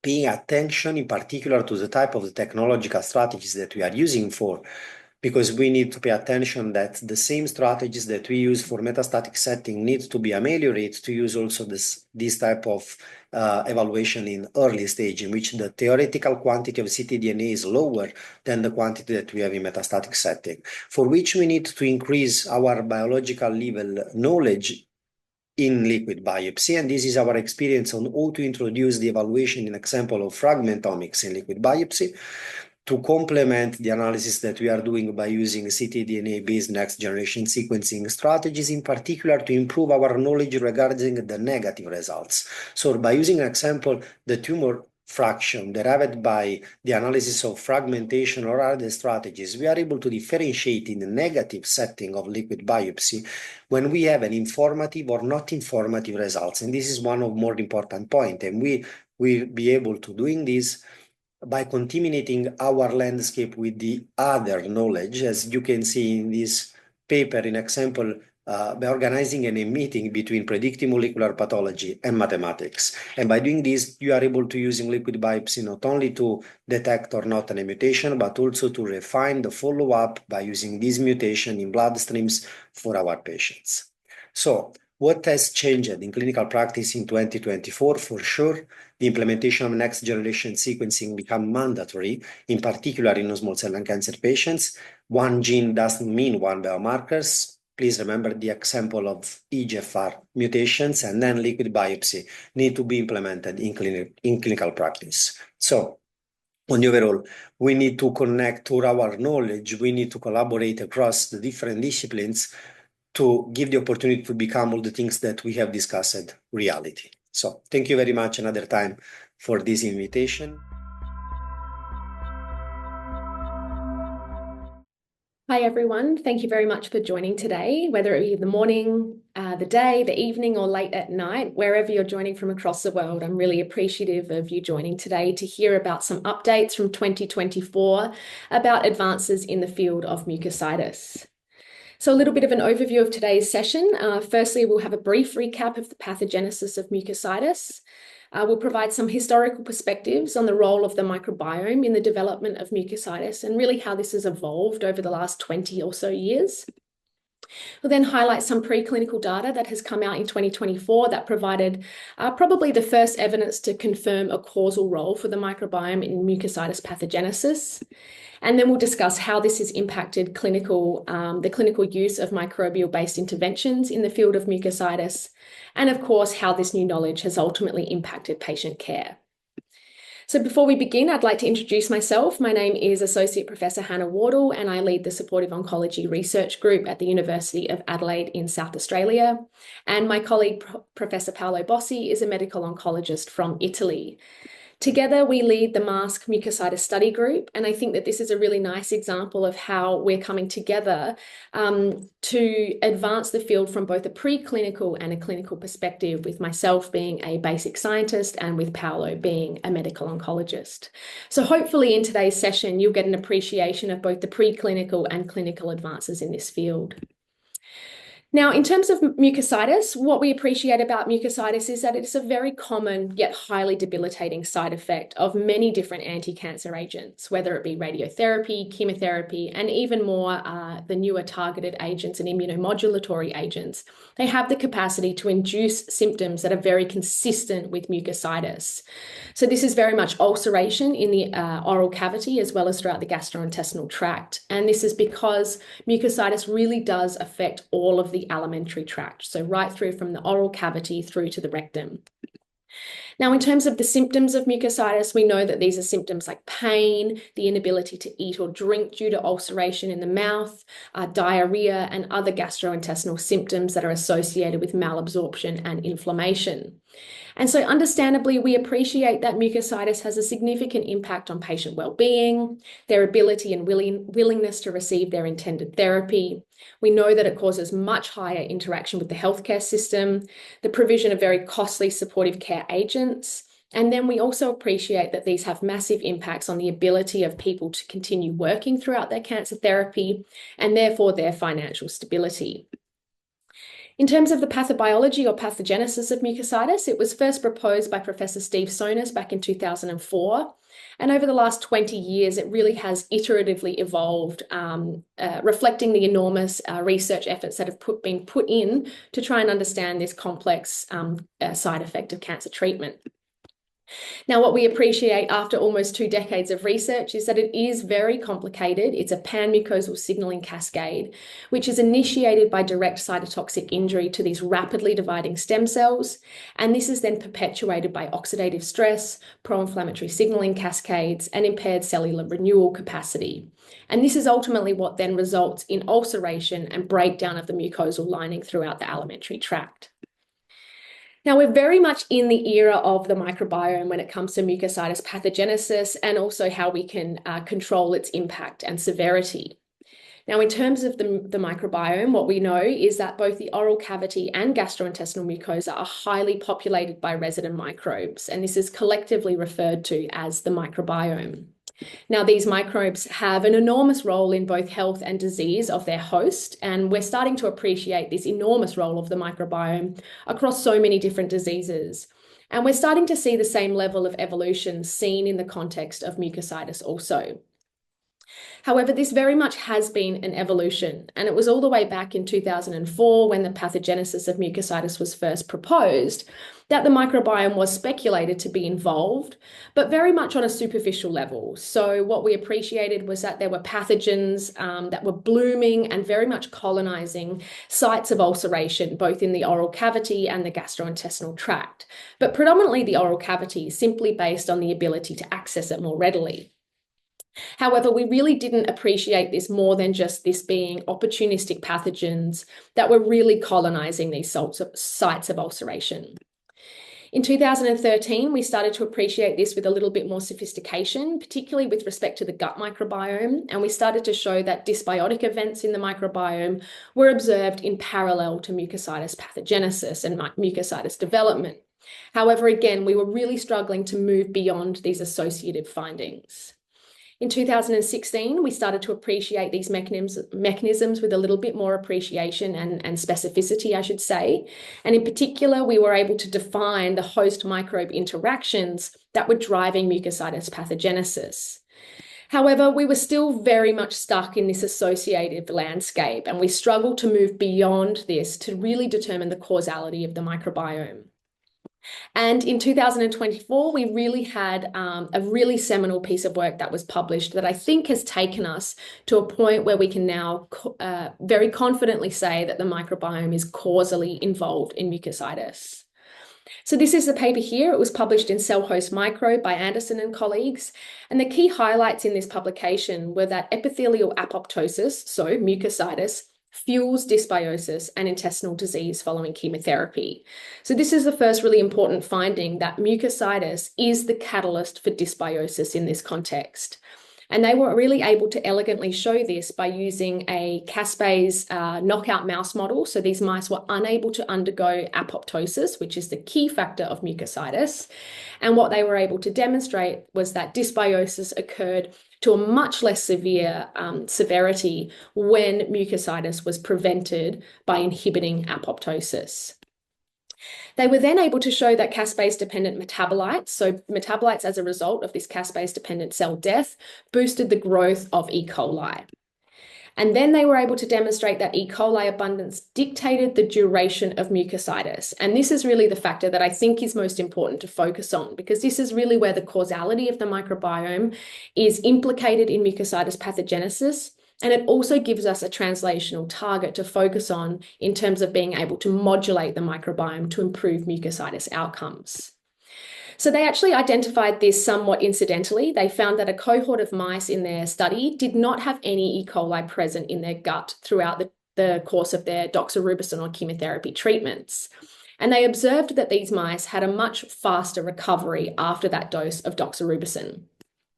So they then tried to interrogate this in a prospective manner, and they did this by using two different types of antibiotic therapies, one that specifically targeted the E. coli group of pathogens, and another one that was more non-selective. They were then able to demonstrate that when this specific antibiotic protocol was used in parallel to doxorubicin treatment, the mice again had a much faster recovery. So this is shown in the pink groups throughout these graphs on the screen here. Again, this resulted in a much faster recovery in body weight. They had a thicker mucosal lining, and they had much more normal production of goblet cells or expression of goblet cells and the production of mucus in the gastrointestinal tract. So how does this impact the clinical approach to mucositis? This is a really important factor. I think we can all appreciate that antibiotics, whilst are an exceptional tool to use in a preclinical context to demonstrate causality or the ability to modulate the microbiome, it's very unlikely that this is going to be the approach that would be used in the clinical environment. So I'm now going to pass over to my colleague, Professor Paolo Bossi, who's going to provide some updates and perspectives on how this information and this new knowledge is being used to advance and change the way in which we're caring for people with mucositis. So thank you very much for listening. Thanks so much, Hannah. So now we are discussing the news about the prevention and treatment of oral mucositis. My name is Paolo Bossi. I'm Professor of Medical Oncology at Humanitas University in Milan, Italy. So we will discuss about how the microbiota is involved in all the 5 phases of mucositis, if it is possible to modulate the microbiome, and we'll discuss some clinical trials that have been performed in 2024. Then we will have a look at the importance of early nutritional intervention on mucositis prevention. Then some news on photobiomodulation and an open window about 2025 and the trial ongoing. So we learned from Hannah the importance of the microbiome involvement in the pathogenesis of mucositis. And we were all aware about the 5 phases described by Stephen Sonis, so the initiation, the signaling, the amplification, the ulceration, the healing. But how the microbiome impacted on these phases? So we know that there is a specific impact of the composition of the microbiome according to each phase of mucositis. So only for instance, in the 4th phase, in initiation, when chemo or radiation impact directly on the oral mucosa, we know that the microbiome may regulate the radiosensitivity of the cells, may have a direct effect on the metabolism, on the pharmacokinetics of the drugs. But also throughout the 2nd, 3rd, and 4th phase, there may be a regulation of the immune response and the regulation of the mucosal barrier integrity. And so the different bacterial translocation may change the activation of the systemic immune responses. And also in the last phases, the healing phases, the composition of the microbiome may allow or not an easier and quicker coming back to the state of the art, of the first state of the mucus. So if it is possible, if you know that the microbiome is so important also on the mucosa, the next question, is it possible to modulate the microbiome? And there, in last year, there were 2 randomized trials that show that it's possible to manipulate the microbiome.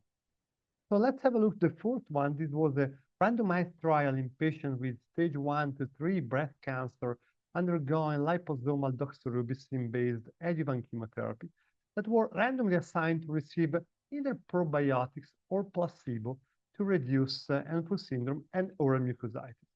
And the incidence of oral mucositis were dramatically changed according to the fact that the patient received or not the probiotics. And also, we learned that there was a modulation of specific subspecies thanks to the action of the probiotics, in particular the Bacteroides, pre and post, and the Enterococcus was differently between the placebo and probiotics groups. And another randomized trial was published in the setting of head and neck cancer patients undergoing radiotherapy who were randomized to receive the probiotic Streptococcus salivarius K12 or placebo to alleviate oral mucositis. And the importance of this trial stays in the fact that this is the fourth randomized trial, so nicely designed and conducted, that showed that this specific Streptococcus salivarius was able to reduce the mean WHO score of mucositis and reduce also the incidence of the percentage of the severe oral mucositis. You can see clearly here in red or blue the cures of the severe mucositis induced in the group of placebo or Streptococcus salivarius, and also the mean score of mucositis. And some other efficacy results were related to the duration, to the grade 4 mucositis, and to the time to onset of mucositis. So this is a clearly example of a positive trial that showed the importance of these changes. That was also reflected in the fact that the relative abundance of some subspecies, in particular Streptococcus, and on the opposite, in the Selenomonas and the Acinetobacter, was differently between placebo and Streptococcus salivarius. Another group of trial is well represented here by this the paper published last year about the importance of an early nutritional intervention on oral mucositis. This was a randomized trial where a nutritional team comprising physicians, nurses, pharmacists, and dietitians assessed the nutritional status of the patient, and specific interventions were evaluated by the nutritional team. And at the same time, there was two different randomization into late nutritional intervention in comparison to the early intervention group. The only difference lies in the timing of intervention. And what this trial was able to show is that the results in terms of oral mucositis were dramatically different if you were able to provide an early nutritional intervention against a late nutritional intervention. So this to summarize the importance of an early nutritional intervention. And also the last news is about the importance of photobiomodulation. We know that photobiomodulation is a way to reduce, to prevent oral mucositis. On the left-hand part of the slide, you can see how photobiomodulation acts by improving the rate of wound healing, increasing the immune response, and reducing the inflammation and pain induced by chemo and radiation. This trial, this analysis published last year, had a look about the cost effectiveness of this treatment. This is the first time that a systematic review has been performed. So this analysis showed that there was an increase, obviously, in the treatment cost, approximately from $800 to $1,700 when you add an intervention like photobiomodulation. However, the benefit that this treatment was able to produce, at the end of the day, in the terms of long-term benefits, translated into the better cost effectiveness, because this treatment was able to reduce hospitalization, need for medication, and increase globally the patient quality of life. So, trying to summarize the news from this year, is it possible to modulate the microbiome to impact on oral mucositis? And examples of probiotics and Streptococcus salivarius was example of how we may reduce the severity and duration of mucositis induced by chemoradiation. Nutrition is crucial to ensure the highest protection of oral mucosa, and the earlier the better. The quality of nutrition needs to be explored, however. And photobiomodulation is active and cost-effective, even if we need to make it more homogeneous. What about the next year? Modulation of microbiome. We know that pragmatic actions are important to implement the changes coming from the preclinical level. What about the pain induced by oral mucositis? How may we tackle it? There will be, we hope so, new drugs, new formulation, new comprehensive approach. There will be news about the targeting of inflammasome and acting on multiple redox-based mechanisms, as well as acting against other targets like dismutase mimetic designed to convert superoxide to hydrogen peroxide, which may protect normal cells from and potentially sensitize cancer cells to radiation. So these are the news for the next year. I would like to thank all of you and to hope that this is being an overview from the preclinical and the clinical importance of mucositis. Thanks so much.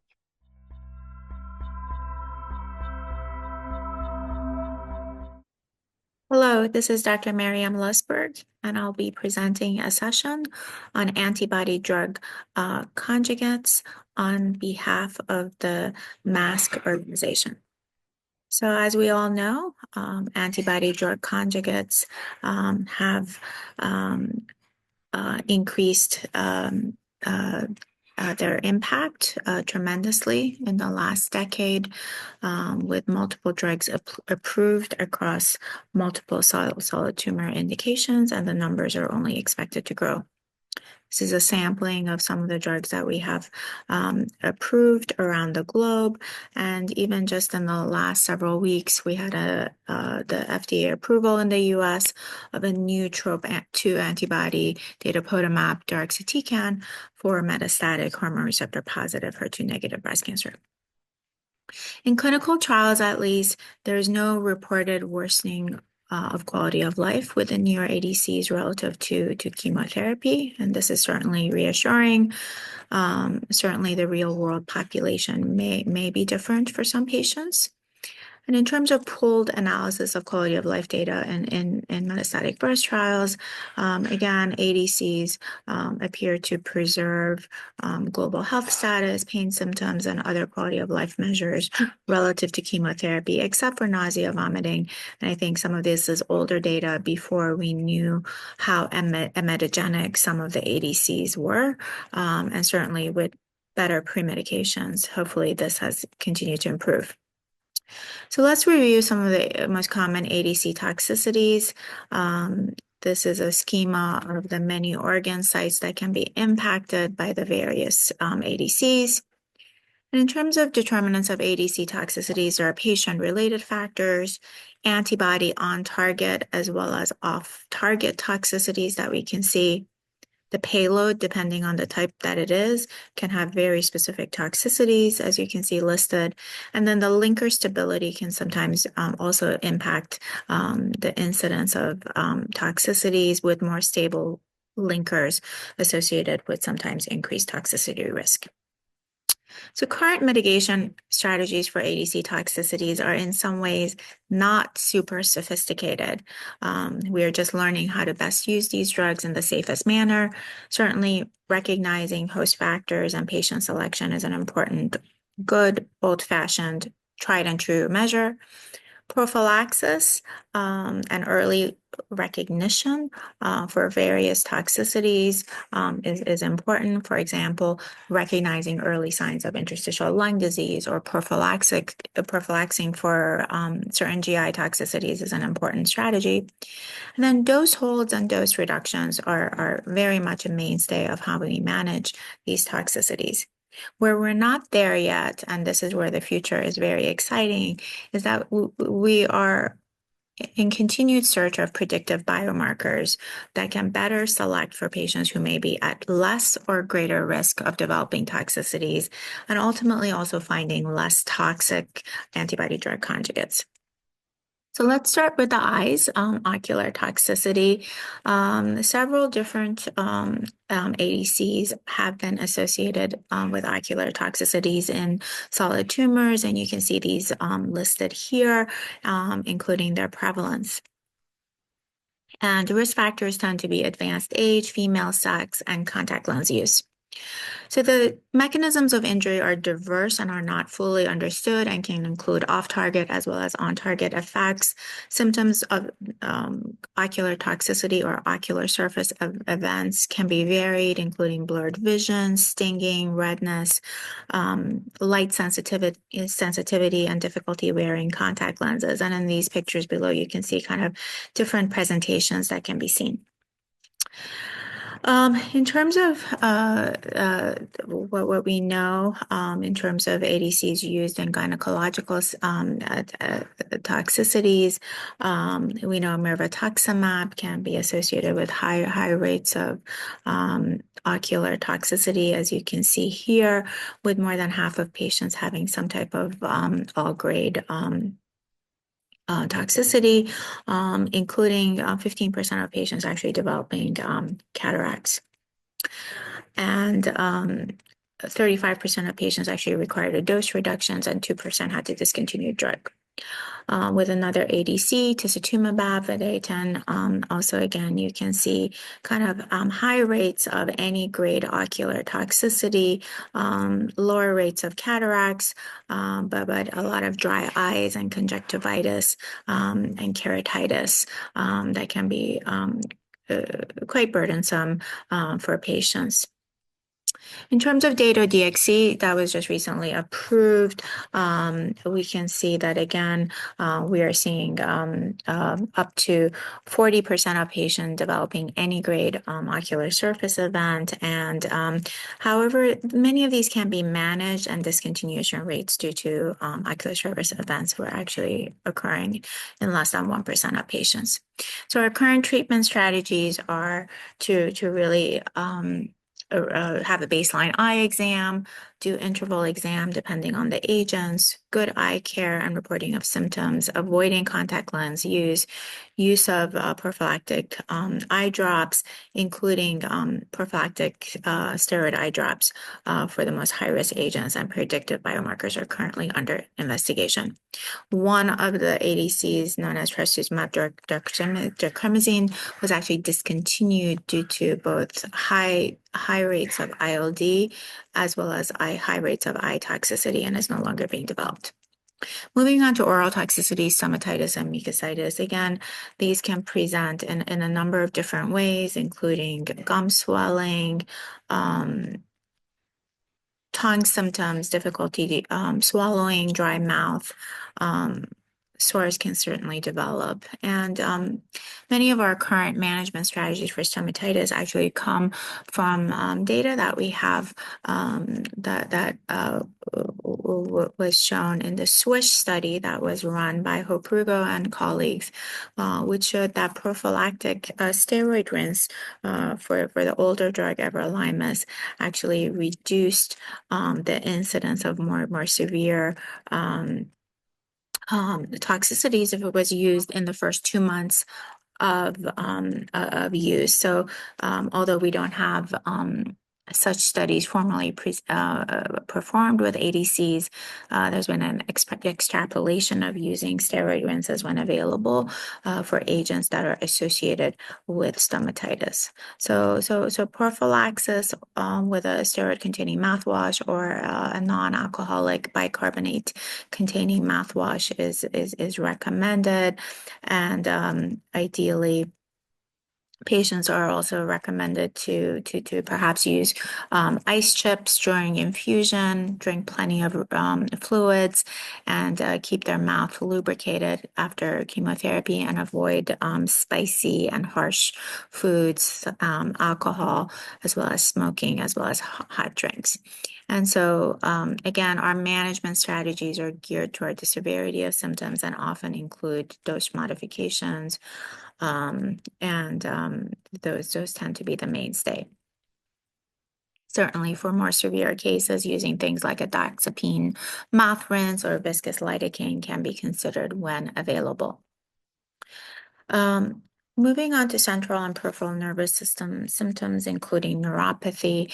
The agent out of all the ADCs currently approved that's associated with the highest rates of neuropathy is actually enfortumab vedotin, currently approved for GU malignancies, but also being tested in other solid tumors. And you can see that neurotoxicity was not its only toxicity. The other events, as you can see listed, including rash, GI side effects, as well as fatigue and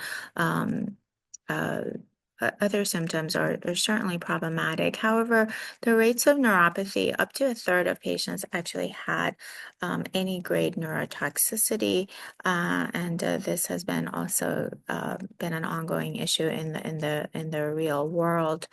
And then when this agent is combined with checkpoint inhibitors, then again we do see that a number of patients are actually 63% were having neurotoxicity of any grade, compared to only 11% using traditional chemotherapy. So peripheral neuropathy remains the most common reason for treatment discontinuation for this agent. And this meta-analysis that was published it essentially again confirmed that across all reported studies, there is a substantial risk of peripheral neuropathy. So intervention studies are currently being assessed, including an acupuncture study, and whether some of our traditional other testing strategies that we're doing with other neurotoxic agents, such as exercise or cryopreservation, cryocompression, are actually helpful for this agent. I thought we don't have data yet, so we're kind of left again with assessing patients closely and doing dose reductions or dose holds when needed. Moving on to pulmonary toxicity, interstitial lung disease can happen with many of the ADCs. The one that's been most studied is trastuzumab deruxtecan. In this pooled analysis of drug-related ILD in 9 T-DXd monotherapy studies, you can see that median time to onset was 5.5 months, and it's a pretty linear increase in incidence during those first 12 months of use. You can see the different risk factors, clinical risk factors that can be associated with development. And I wanted to highlight out of all of these, resting O2 sats, which is a simple measure that we can all get, is actually one of the key measures. Certainly, lung comorbidities is a risk factor, having being more heavily pretreated, as well as kind of organ dysfunction. These are all risk factors that we need to keep in mind. There have been many of you are aware of the current algorithm for interstitial lung disease monitoring, including close monitoring with high resolution chest CT, so that we can identify early those grade 1 interstitial lung disease cases. Typically, patients are getting scanned every 6 to 9 weeks, and at the earliest sign of asymptomatic radiographic presentation of ILD, we were doing very immediate hold of the agent and close follow-up with our pulmonary colleagues, initiation of steroids, and holding the drug until there is resolution on imaging. And in terms of rechallenge guidelines, we have small studies have shown that about a third of patients who are retreated with T-DXd actually end up having a second incidence of ILD. They're typically patients may have a quicker recovery with steroid use,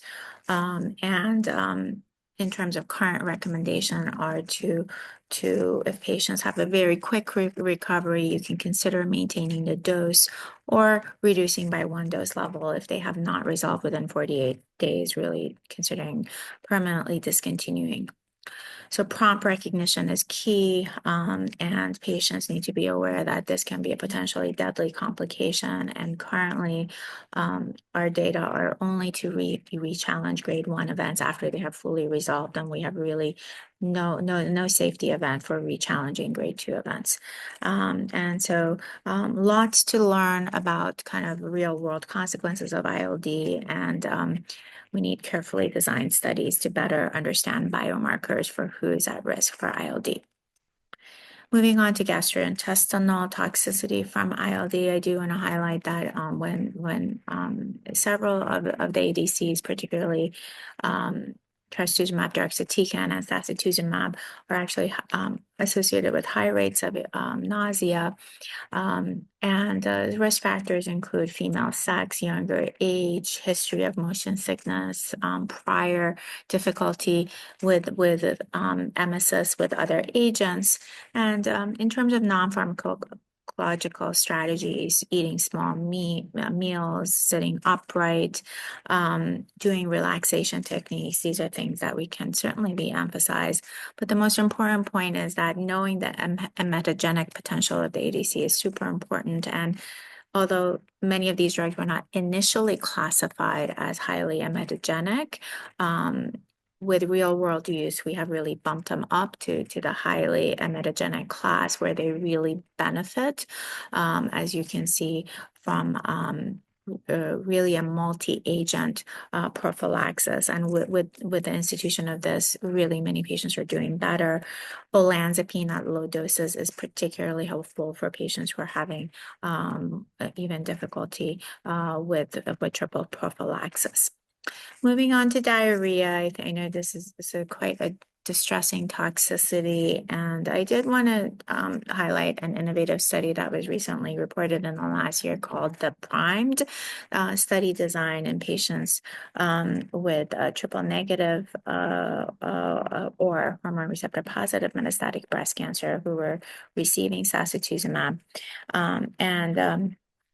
The study looked at more of a preventative approach with preventative loperamide given on days 2, 3, and day 4, the first 3 days of the week 1 treatment, and then the subsequent first 3 days of the second treatment, and also adding growth factors support preemptively, not waiting for a neutropenia event. And the co-primary endpoints were incidence of grade 2 diarrhea and grade 3 neutropenia. And as you can see here, definitely with compared to published studies with the agent, there was the incidence of improvement. There was numerical improvement in incidence of diarrhea in the first 2 cycles, although it did not meet pre-specified statistical criteria. And over half the patients also developed constipation of any grade, which can also be distressing in itself. So I think it does raise an intriguing idea that perhaps certain more vulnerable patients could be prophylaxed to prevent diarrhea, although we do need to kind of be careful about constipation. And it really raises the question, are there certain patients, including patients with reduced UGT1A1 activity, that if we can identify them, can we more preemptively treat them? And this particular study, the retrospective looking at the UGT1A1 genotype subtypes, the STAR28 was associated with a higher rate of toxicity, and it was although treatment discontinuation remains similar across the UGT1A1 genotypes, it does raise the intriguing possibility that perhaps a prospective study that is using genotyping as to enrich for patients that go a certain prophylactic route with either prophylactic anti-diarrhea agents or growth factor agents is something that we have been in conversations about in terms of doing such a study. So kind of the idea of pharmacogenomic selection is something that has been under consideration.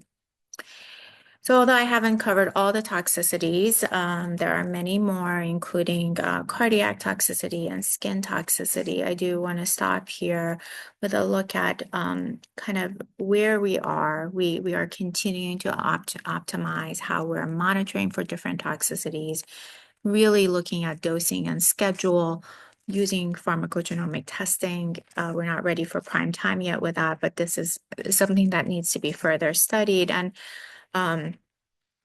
really using our real world retrospective data to understand the experience of toxicity in the community setting as these agents are continuing to be used outside of the clinical trial. We need better biomarkers, both in terms of therapeutic response as well as toxicity response. And an ongoing question that affects both the therapeutic efficacy as well as toxicity predictors is how do we sequence all these amazing ADCs that are entering the market? How do we go from one to the next in the most optimal way? So these are all things that are being actively studied. And with that, I thank you for your attention. Thank you so much.